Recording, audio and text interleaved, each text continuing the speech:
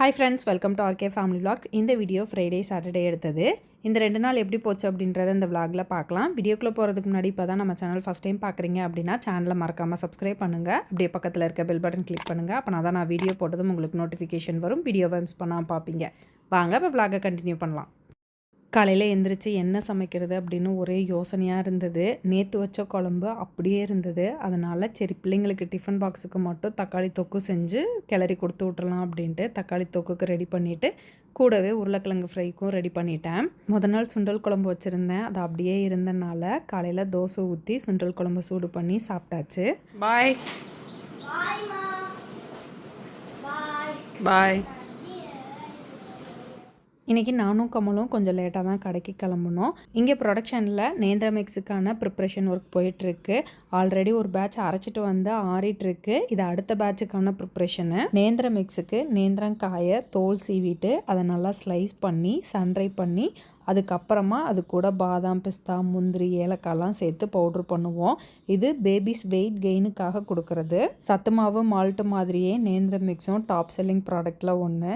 ஏன்னா அடுத்தடுத்த பேட்ச் இதுவுமே ரெடி பண்ணிகிட்டே இருப்போம். ஸ்டாக் வந்து இப்போ காலி ஆகிடுச்சு. ஆர்டர்ஸ் கொஞ்சம் பெண்டிங் வச்சு தான் வந்து கிளியர் பண்ணுறோம்.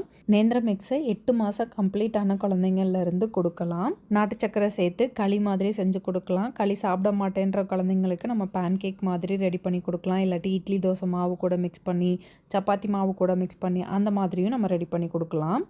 ப்ரொடக்ஷனில் கொஞ்சம் வேலை இருந்தது. அந்த வேலையெல்லாம் முடிச்சுட்டு அதுக்கப்புறமா தான் கடைக்கு கிளம்பணும். நாங்கள் போன கொஞ்ச நேரத்துலேயே பிள்ளைங்களும் வந்துட்டாங்க.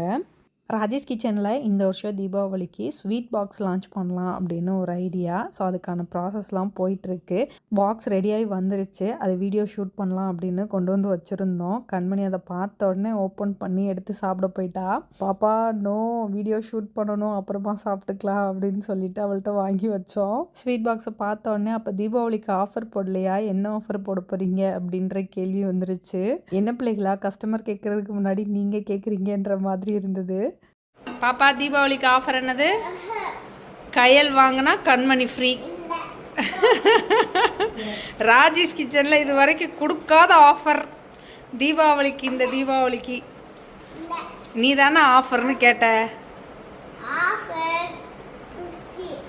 50 அப்போ அதான் கையல் 50. கையல் வாங்குறவங்களுக்கு கண்மணி ஃப்ரீ. ஃப்ரைடே ஒரு காம்போ ஆஃபர் வந்து லான்ச் பண்ணோம். 15 ப்ராடக்ட்டு 1800 மதிப்புள்ள ப்ராடக்ட் வந்து 1500 ஃப்ரீ ஷிப்பிங்கில் கொடுக்குறோம் அப்படின்னு சொல்லி. இந்த ஆஃபர் வந்து லிமிட்டட் ஆஃபர் தான். சண்டேயோட இந்த ஆஃபர் முடிஞ்சிடும். உங்களுக்கு யாருக்காவது வேணும்னு நினச்சிங்கன்னா ஸ்க்ரீனில் கொடுத்துருக்க நம்பர், அப்படி இல்லாட்டி நம்ம வெப்சைட்டில் இப்போவே ஆர்டர் ப்ளேஸ் பண்ணிக்கோங்க. சண்டே ஒரு நாள் மட்டும்தான் இருக்குது. நைட்டு பிள்ளைங்க ஷட்டில் கிளாஸ்லேருந்து வந்ததும் வீட்டுக்கு கிளம்பிட்டோம். இந்த வீடியோ சனிக்கிழமை எடுத்தது. எல்லா சனிக்கிழமையும் பிள்ளைங்களுக்கு லீவு தான். இந்த சனிக்கிழமை உங்களுக்கு ஸ்போர்ட்ஸ் டே. அதனால் காலையில் சீக்கிரம் எழுந்திரிச்சு கிளம்பிட்டாங்க. நூடுல்ஸ் வேணும்னு கேட்டாங்க. காலையில் பிரேக்ஃபாஸ்ட்டுக்கு செஞ்சு கொடுத்தேன். சாப்பிட்டுட்டு கிளம்பிட்டாங்க. ஏய், நீ போய் பவுடர் அடிச்சு போட்டு வை. எப்போவும் ஸ்போர்ட்ஸ் டே வந்து ஈவினிங் தான் வைப்பாங்க. இந்த டைம் வந்து அவங்களுக்கு மார்னிங்கே வச்சுட்டாங்க. காலையில் 7:45 வேன் வந்துருன்னு சொன்னாங்க. அதனால் கொஞ்சம் சீக்கிரம் எழுந்திரிச்சு பிள்ளைங்களுக்கு காலையில் பிரேக்ஃபாஸ்ட் மட்டும் செஞ்சு கொடுத்து அனுப்பிச்சி விட்டேன். பிள்ளைங்களை அனுப்பிச்சி விட்டு பொறுமையாக நம்ம லஞ்சை செஞ்சுக்கலாம் அப்படின்னு. ஆனால் காலையில் எழுந்திரிச்சு கமலி, இன்றைக்கி எனக்கு ஒரு ட்ரைனிங் ப்ரோக்ராம் இருக்குது, நான் வந்து சீக்கிரம் கிளம்புறேன் அப்படின்னு சொல்லிட்டு கிளம்பிட்டாங்க. அதனால் மதியம் லஞ்சை சமைக்கவே இல்லை நான். பாய்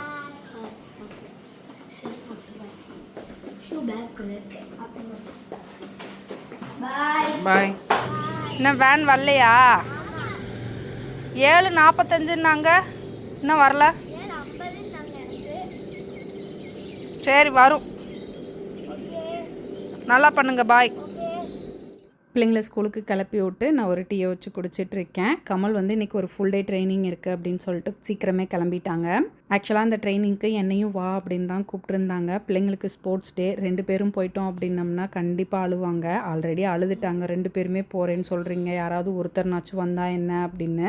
சரி அப்படின்னு சொல்லிட்டு தான் நான் வீட்டில் இருக்கேன். கமல் வந்து கிளம்பிட்டாங்க. வீட்டில் எனக்கு கொஞ்சம் வேலை இருந்தது. அதெல்லாம் முடிச்சுட்டு கிளம்புறதுக்கு கொஞ்சம் லேட் ஆயிடுச்சு. 9:30க்கு ஆக்சுவலாக ஸ்போர்ட்ஸ் டே வந்து ஸ்டார்ட் பண்ணிடுவாங்க. 11:30க்குள்ளே முடிஞ்சிரும் அப்படின்னு சொன்னாங்க. நான் ஒரு 10க்கு மேலே கிளம்பலாம் அப்படின்னு நினச்சிருந்தேன். ஆனால் லேட் ஆகிடுச்சு. ஆக்சுவலாக இன்றைக்கி சாரீ கட்டிட்டு போகலாம் அப்படின்னு நினச்சேன். ஆனால் லேட் ஆயிருச்சு அப்படின்றனால இல்லை சுடிதாரே போட்டுக்கலாம் அப்படின்னு சொல்லிட்டு சுடிதாரே எடுத்து போட்டுட்டேன். தலை எந்த மாதிரி வர்றது அதுவுமே எனக்கு கொஞ்சம் டவுட் வந்துருச்சு. 2-3 தடவை ட்ரை பண்ணி பார்த்தேன். கடைசியில் நேராக எடுத்து கிளிப்பை குத்தி முடிச்சுட்டேன். தலை சீவிட்டு என்னோட சிம்பிளான மேக்கப்பு எப்போவும் மாய்ஸ்சரைசர், சன்ஸ்க்ரீன் இது 2 மட்டும்தான் யூஸ் பண்ணுவேன். அது கூட அப்படியே பவுடர் அடித்து போட்டு வச்சுட்டு கிளம்பிடுவேன். நான் யூஸ் பண்ணுற மாய்ஸ்சரைசர், சன்ஸ்க்ரீன் வந்து கீழே டிஸ்கிரிப்ஷனில் கொடுக்குறேன். வேணுன்றவங்க செக் பண்ணி பாருங்கள். முன்னெல்லாம் கன்சீலர், ஃபவுண்டேஷன் அந்த மாதிரி யூஸ் பண்ணிட்டு இருந்தேன். இப்போலாம் அதெல்லாம் யூஸ் பண்ணுறதே இல்லை. பவுடர் அடித்து போட்டு வச்சுட்டு கொஞ்சமாக லிப்ஸ்டிக் மட்டும்தான் யூஸ் பண்ணுறேன். அவ்வளோதான், கிளம்பியாச்சு. இப்போ நேராக பிள்ளைங்களோட ஸ்கூலுக்கு தான் போகணும். கமல் ட்ரைனிங் கிளம்பி போனனால கௌதமை கூப்பிட்டுட்டு பிள்ளைங்க ஸ்கூலுக்கு போயிட்டுருக்கேன். லைஃப் எல்லாருக்கும் ஒரே மாதிரி இருக்காதுங்க. சில அப்ஸ் அண்ட் டவுன்ஸ் கண்டிப்பாக இருக்கும். நான் 2017 யூடியூப் சேனல் ஸ்டார்ட் பண்ணேன். இடையில செகண்ட் பேபி கன்சீவ் ஆனதுக்கப்புறம் 2 இயர்ஸ் பிரேக் எடுத்துட்டு 2020 திரும்ப ரீஸ்டார்ட் பண்ணேன். இப்போ சம் ரீசன்ஸ் என்னால் வந்து சரியாக வீடியோ கொடுக்க முடியல. பட் ஆனால் திரும்ப நான் கம்பேக் கொடுப்பேன். நிறைய ஸ்ட்ரகிள்ஸை தாண்டி தான் வந்திருக்கேன். இப்போ இருக்க ஸ்ட்ரகிள்ஸையும் தாண்டி கண்டிப்பாக கம்பேக் கொடுப்பேன். ஷார்ப்பாக 9:30க்கு ஸ்டார்ட் பண்ணி 11 o'clockக்குலாம் முடிச்சுட்டாங்க. கரெக்டாக உள்ளே போனேன், ஈவெண்ட் முடிஞ்சிருச்சு. ஏன் லேட்டாக வந்தேன்னு கற்றுவாங்கன்னு நினச்சேன். 2 பேருமே கத்தலை, ஸ்போர்ட்டிவாக எடுத்துக்கிட்டாங்க. நான் ஒரு இதில் ஃபஸ்ட் ப்ரைஸ்மா, கண்மணி 2லேயும் ஃபஸ்ட் ப்ரைஸ் அப்படின்னு சொன்னான். எப்போவுமே இவங்க ஸ்கூல் அந்த ஸ்போர்ட்ஸ் டேயில் வந்து கிட்ஸுக்கு மட்டும் இல்லாமல் பேரண்ட்ஸுக்குமே ஏதாவது கேம் வைப்பாங்க. லாஸ்ட் இயர் கால் வலி அப்படின்னு நான் பார்ட்டிசிபேட் பண்ணல. இந்த தடவை கண்மணி போமா அப்படின்னு சொன்னால் போப்பாப்பா மொட்டை வெயிலாக இருக்குது, நான் போய் என்ன பண்ணுறது அப்படின்ட்டு போகலை. லாஸ்ட் இயர் கண்மணிக்கு ஒரு நாள் ஸ்போர்ட்ஸ் டே வச்சுருந்தாங்க, கையலுக்கு ஒரு நாள் ஸ்போர்ட்ஸ் டே வச்சுருந்தாங்க. நல்ல வேளை இந்த வருஷம் 2 பேருக்கும் ஒன்றாவே வச்சு முடிச்சுட்டாங்க. ஈவெண்ட் முடித்ததும் பிள்ளைங்க வந்து ஃப்ரெஞ்ச் ஃப்ரைஸ் வேணும்னு கேட்டாங்க. வாங்கி கொடுத்து சாப்பிட வச்சுட்டு அதுக்கப்புறமா தான் கிளம்பணும். சனிக்கிழமை விவேராவில் ஸ்டிச் அண்ட் ஸ்டைலோட தீபாவளி சேல் எக்ஸ்போ போயிட்டு இருந்தது. அதில் வந்து எங்களுக்கும் ஒரு ஸ்டால் போடுறதுக்கு ஸ்பேஸ் கொடுத்தாங்க. அதனால் நாங்களுமே வந்து ஸ்டால் போட்டிருந்தோம். இந்த எக்ஸ்போ சாட்டர்டே சண்டே மட்டும்தான் நடந்தது. சாட்டர்டேவே வந்து ஒரு ஷார்ட்ஸ் வந்து நான் அப்லோட் பண்ணியிருந்தேன். இந்த மாதிரி நம்மளும் ஸ்டால் போட்டிருக்கோம், அந்த மாதிரி ஒரு எக்ஸ்போ நடக்குது அப்படின்னு சொல்லி போட்டிருந்தேன். ஸ்டாலில் இருந்தனால பெருசாக என்னால் வீடியோ எடுக்க முடியல, எடிட் பண்ணுறதுக்கும் டைம் இல்லை. அந்த ஷார்ட்ஸ் மட்டும் டக்குன்னு அப்லோட் பண்ணிட்டேன். எக்ஸ்போ 9 மணி வரைக்கும் இருந்தது. நாங்கள் ஒரு 8 மணிக்கெலாம் கிளம்பிட்டோம். வீட்டுக்கு ஒரு 9 மணிக்கெலாம் வந்துட்டோம். வந்து தான் வந்து நைட் டின்னர் வந்து ப்ரிப்பேர் பண்ணேன். கடையிலே சாப்பிட்டு வந்துடலாமா அப்படின்னு தான் யோசித்தேன். மதியம் லஞ்சு ப்ரிப்பேர் பண்ணலை. மதியம் லஞ்சே வந்து கடையில் தான் சாப்பிட்டோம். அதனால் நைட் டின்னர் வந்து வீட்டில் போய் எந்நேரமானாலும் பரவாயில்ல சமைச்சே சாப்பிட்டுக்கலாம் அப்படின்னு சொல்லிட்டு வந்து மாவு இருந்தது, தோசை ஊற்றினேன். சட்னி என்னடா அரைக்கிறது அப்படின்னு யோசித்தேன். நிலக்கடலை பருப்பு இருந்தது, அப்படியே சட்னியாக அரைச்சிட்டேன். பிள்ளைங்க வந்து தக்காளி சட்னி வேணும் அப்படின்னு கேட்டாங்க. மாவு கொஞ்சம் தான் இருந்தது. தக்காளி சட்னி அரைச்சாலும் மிச்சம் இருக்கிறத ஃப்ரிட்ஜில் தூக்கி வைக்கிற மாதிரி இருக்கும். அடுத்த நாள் சண்டே மட்டன் எடுப்போம். அத்தை வந்து மாவு ஆட்டி வச்சுருக்காங்க அடுத்த நாள் இட்லி ஊற்றுறதுக்கு. ஸோ அதனால் வந்து தேவையில்லாமல் சட்னி அரைச்சி ஃப்ரிட்ஜில் எடுத்து வைக்கிறதுக்கு சிம்பிளாக ஒரு சட்னி வச்சிடலாம் அப்படின்ட்டு சிம்பிளாக வச்சு முடிச்சிட்டோம். ஒரு சிலர் அக்கறையா அக்கா வெயிட் போட்டுட்டீங்கக்கா கொஞ்சம் பாருங்கக்கா அப்படின்னு சொல்கிறாங்க. ஒரு சிலர் வந்து நீ ரொம்ப குண்டாயிட்ட அப்படின்னு சொல்கிறாங்க. ஸோ அந்த மாதிரி வேர்ட்ஸ்லாம் கொஞ்சம் கஷ்டமாக தான் இருக்குது எனக்கு. இப்போ கொஞ்சம் நாளாக டயட் ஃபாலோ பண்ணிகிட்ருக்கேன். ஒர்க் அவுட் மட்டும்தான் என்னால் பண்ண முடியல. கூடிய சீக்கிரம் ஒர்க் அவுட்டும் ஸ்டார்ட் பண்ணுவேன்.